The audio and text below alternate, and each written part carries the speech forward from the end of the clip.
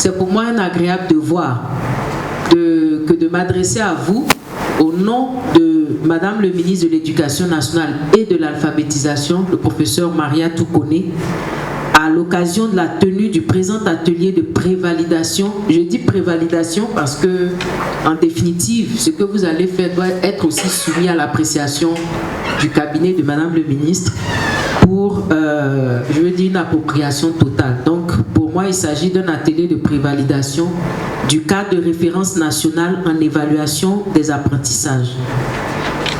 Mesdames et messieurs, l'importance du sujet qui nous rassemble n'est plus à démontrer.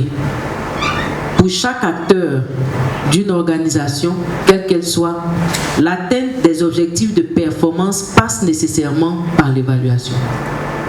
En effet, les évaluations ont pour objectif principal de fournir des informations justes, fiables, qui servent de base à la prise d'une décision éclairée.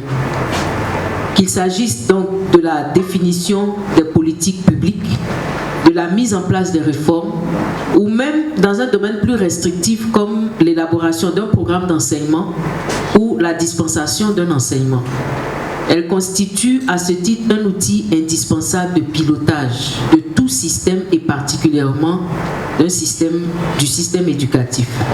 L'évaluation des compétences des élèves est une pratique consacrée dans le système éducatif ivoirien. Nous le savons, ce type d'évaluation est un appendice des enseignements apprentissages réalisés en classe et utilisé pour vérifier les connaissances acquises par les élèves. Ces évaluations s'expriment en valeurs chiffrées, en Côte d'Ivoire en tout cas. Dans le système anglo-saxon, je ne crois pas que ce n'est pas un système chiffré, mais c'est plutôt un système de lettres. Et donc, ces évaluations sont supposées donc refléter le niveau de connaissance atteint par l'élève. Elles sont, comme vous le savez, encadrées par des dispositions établissant un rythme des évaluations pour l'année scolaire et définissant les conditions de passage en classe supérieure ou d'obtention d'un certificat. Il s'agit donc dans ce cas d'évaluation formative et les examens à grand tirage font également partie de ce type d'évaluation que j'appelle pédagogique. À ces évaluations, je dirais courantes, que le MENA connaît bien, le ministère entend intégrer désormais dans son mode de fonctionnement des évaluations, je dirais standardisées, qui partent donc d'un échantillonnage et qui lui permet de mesurer la qualité de son système, sa performance, qui lui permettent également d'identifier les causes profondes des dysfonctionnements, ainsi que les points précis nécessitant une intervention particulière. Et à ce propos, je voudrais rappeler ici qu'à l'occasion de son discours de rentrée, le lundi 5 septembre 2022 au lycée d'excellence Alassane Ouattara de Grand Bassam, Madame le ministre de l'Éducation nationale et de l'alphabétisation a inscrit l'élaboration du cadre de référence nationale en évaluation des apprentissages au nombre des grandes mesures et des activités phares de la nouvelle année scolaire. Donc, la tenue du présent atelier entre dans le processus de mise en œuvre de cette directive, de cette instruction, je dirais.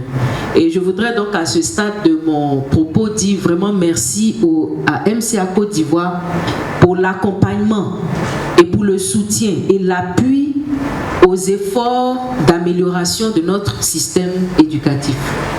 Et surtout pour également nous permettre de nous orienter vers ce genre d'évaluation que nous ne connaissons pas. On a l'expérience du PASEC, qui est une évaluation sous-régionale, mais avoir donc cette pratique d'évaluation des apprentissages à ce niveau et de ce type-là, c'est vraiment une nouveauté. Et sur ce point-là, je voudrais vraiment, au nom de Madame le ministre, remercier MCA Côte d'Ivoire.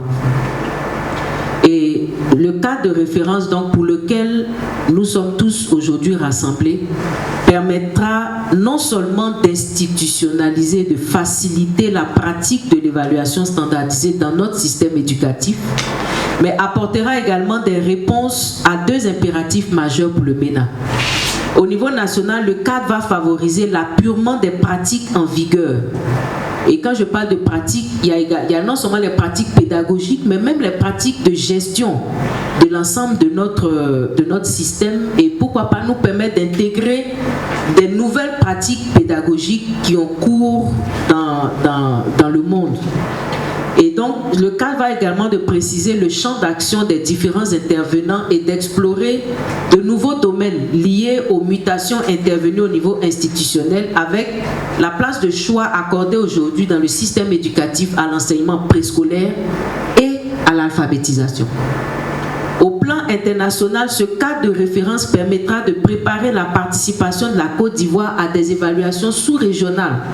J'en parlais tout à l'heure, comme par exemple le PASEC, et également des évaluations internationales, comme TIMSS. Je crois que beaucoup ne connaissent pas peut-être TIMSS, mais TIMSS c'est une évaluation internationale des compétences en sciences et en mathématiques des enfants.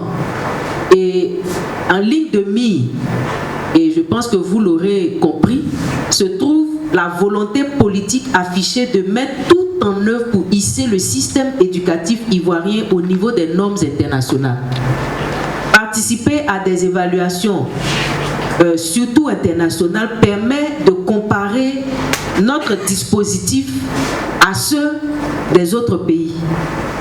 L'objectif étant d'accroître la compétitivité de notre système et de positionner notre pays au rang des nations ayant les meilleures offres de formation scolaire.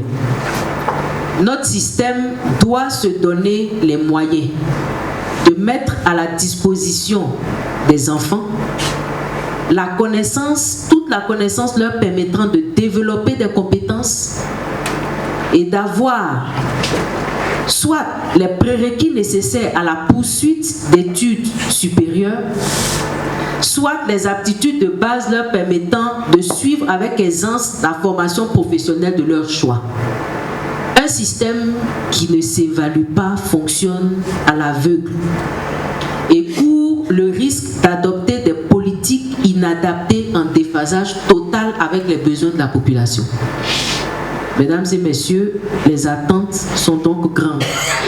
Vous comprendrez tout l'intérêt que Madame le ministre accorde à la production de ce livrable qui s'annonce comme une avancée majeure dans la gouvernance scolaire en Côte d'Ivoire. C'est donc porté par cette attente que je déclare au nom de Madame le ministre de l'Éducation nationale et de l'alphabétisation ouvert l'atelier de validation du cadre de référence nationale en évaluation des apprentissages. Je vous remercie pour votre aimable attention.